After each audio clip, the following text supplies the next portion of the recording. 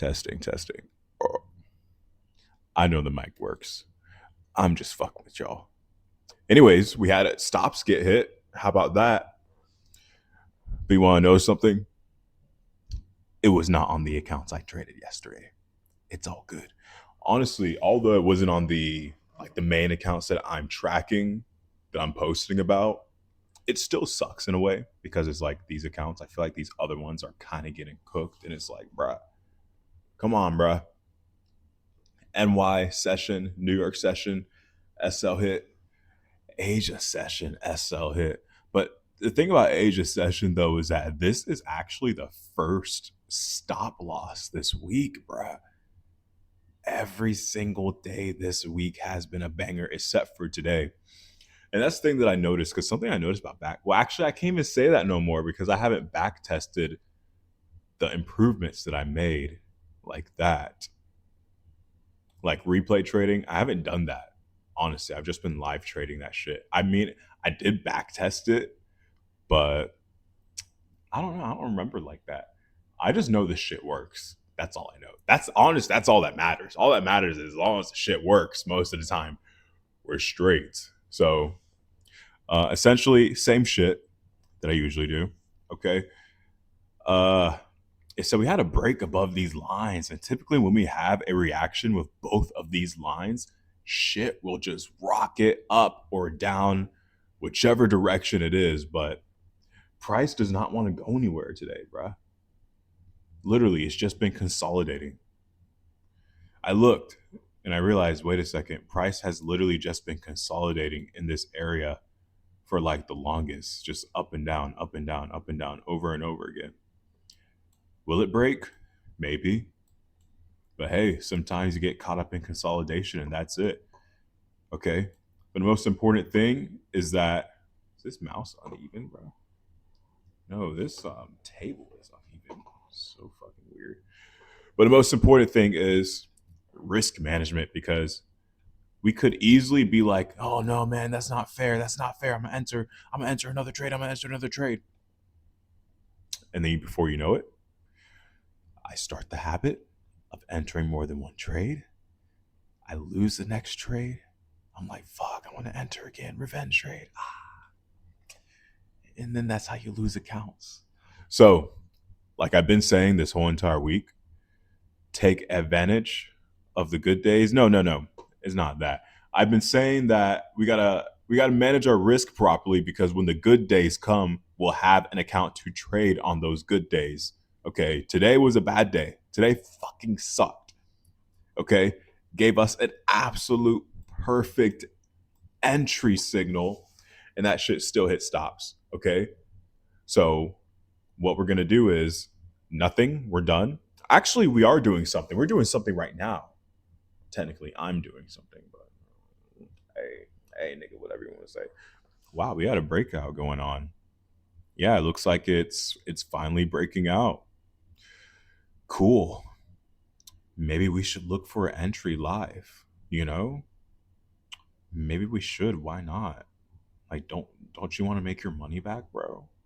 Don't you want to make your money back? I mean, if we just clear area right there. If we can wait on a nice pullback, go something like this. And then since we lost this trade, we could probably take a short, something like that, stops, and then aim for like that much to make it back what we lost. And then we could also make a little bit of money too. Yeah. In case you're wondering what revenge trading looks like. Now, not all revenge trading is bad. I'll admit, not all of it is bad because sometimes it's more so like, okay, well, if you take another entry that's valid and it wins, I mean, is it really revenge trading? Technically, what is revenge trading is pretty much just trying to make back what you lost.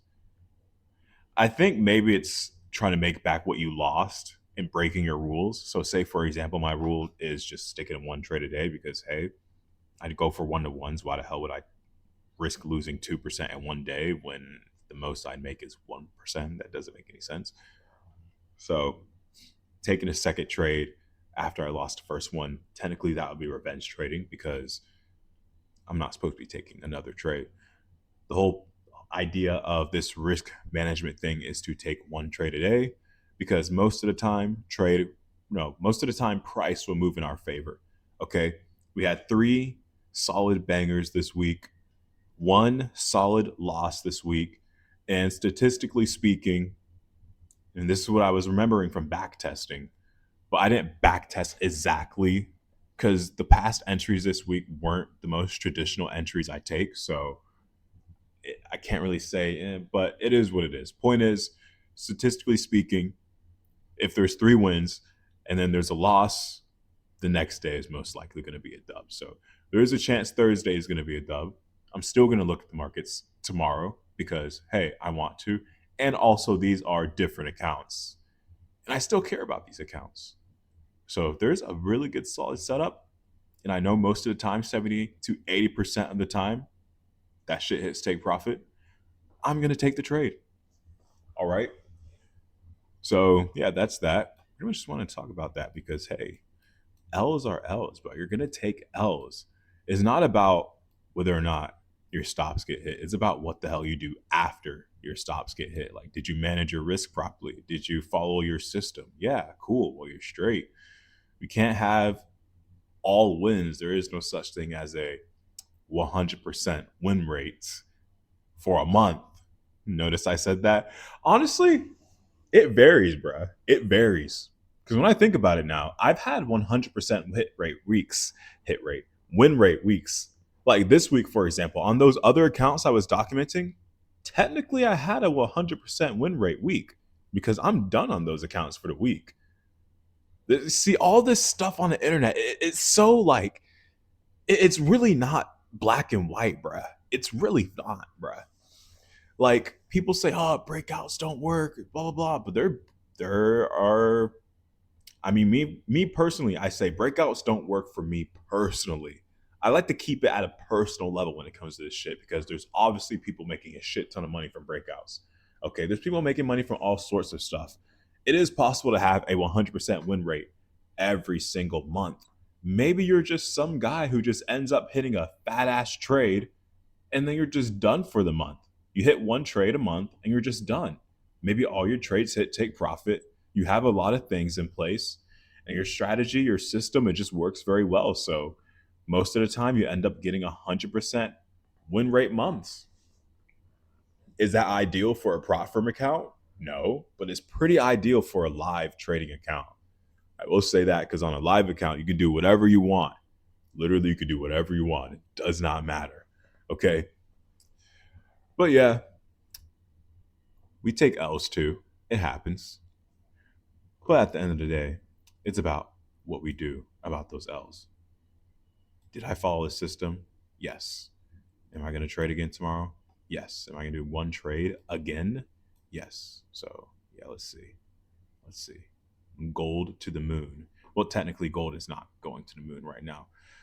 Well, gold is melting to the core of the earth. I wonder what this is going to do, though. Like, legit. It looks like something is setting up, though. I'm not going to lie. It does look like it is setting up, honestly. But who cares? I'm out.